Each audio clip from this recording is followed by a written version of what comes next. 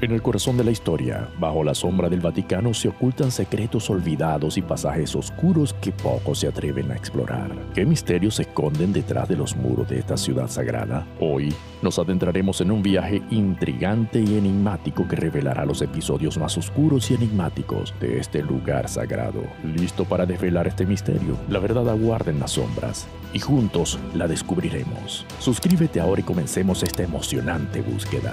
Número 1. La primera Basílica de San Pedro fue erigida por Constantino. La imponente Basílica de San Pedro, que hoy se alza majestuosa ante nuestros ojos, oculta en su historia secretos y misterios que pocos conocen. A simple vista parece una creación eterna, pero su verdadera historia nos transporta a tiempos antiguos y oscuros. Aunque su esplendor actual data del siglo XVII, cuando finalmente se completó en 1626, las raíces de esta majestuosa obra se hunden en las sombras del pasado. La primera Basílica de San Pedro, conocida como la Basílica Constantiniana, fue un ambicioso proyecto iniciado por el poderoso emperador Constantino el Grande alrededor del año 330 después de Cristo. Su construcción, que tomó 3 décadas, tuvo lugar en un lugar imbuido de un profundo simbolismo religioso, la Colina Vaticana. Número 2. El Vaticano fue saqueado por piratas en agosto del año 846.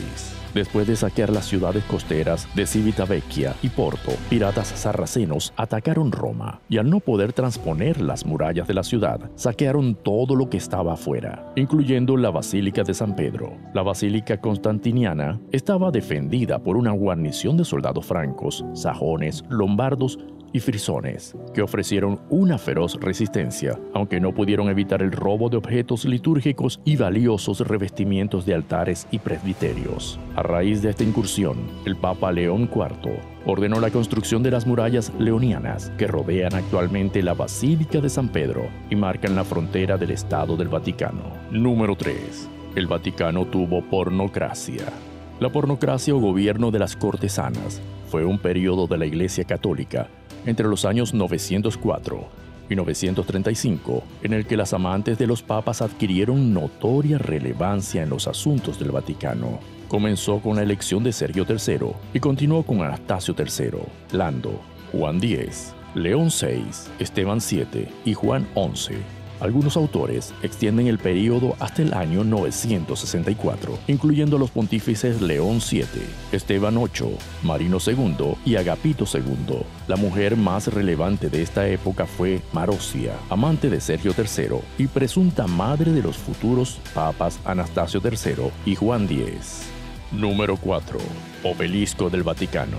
El obelisco del Vaticano fue traído desde Egipto por el emperador Calígula. El obelisco, que ahora está en el centro de la Plaza de San Pedro, fue traído por Calígula desde la ciudad egipcia de Heliópolis en el año 37 para el circo que estaba construyendo en la villa de su madre. Después de que esta propiedad pasó a manos de Nerón, el monumento pétreo se mantuvo en el lugar por más de 1500 años hasta que fue reubicado en la Plaza de San Pedro en el año 1586. Es de granito rojo y tiene una altura de 25.3 metros que asciende casi 40 metros, incluyendo la cruz colocada en su cima. Es el único de los 13 obeliscos egipcios de Roma que nunca se ha caído.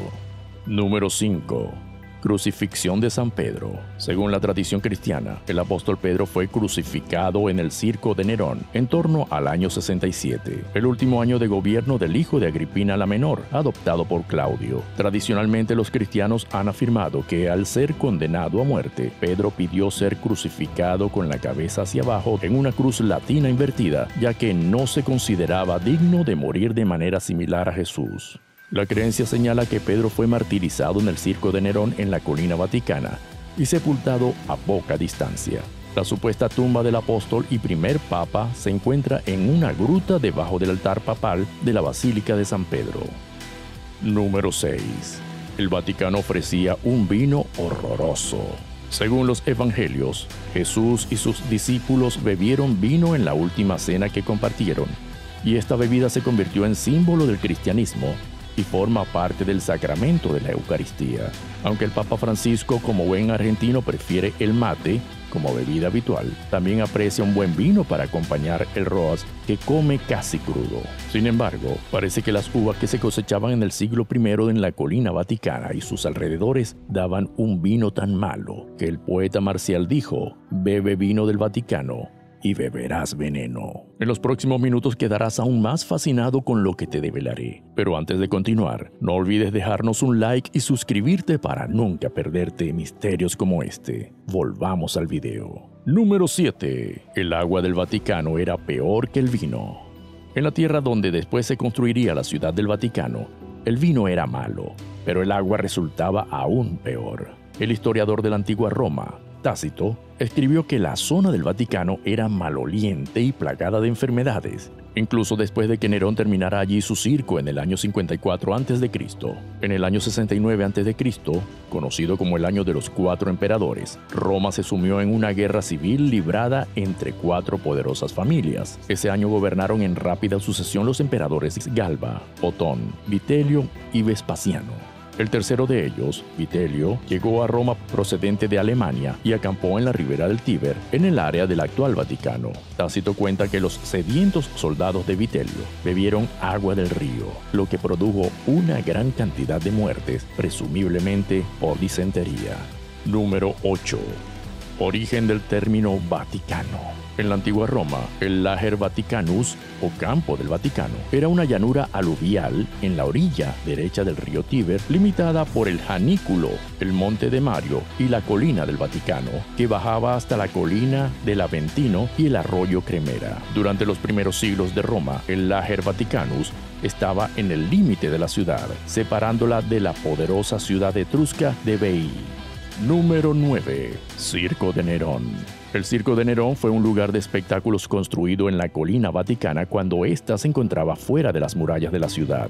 Fue comenzado por Calígula, quien lo emplazó en el área de una villa de su madre Agripina la Mayor. Cuando ésta murió, su nieto Nerón heredó la propiedad y la terminó. La mayoría de los espectáculos presentados en el circo en tiempos de Nerón, como carreras de caballos y de cuadrigas, eran privados, aunque ocasionalmente el coso se abría al público. En el año 64 el emperador lo utilizó para alojar a ciudadanos romanos que quedaron sin hogar por el gran incendio de Roma.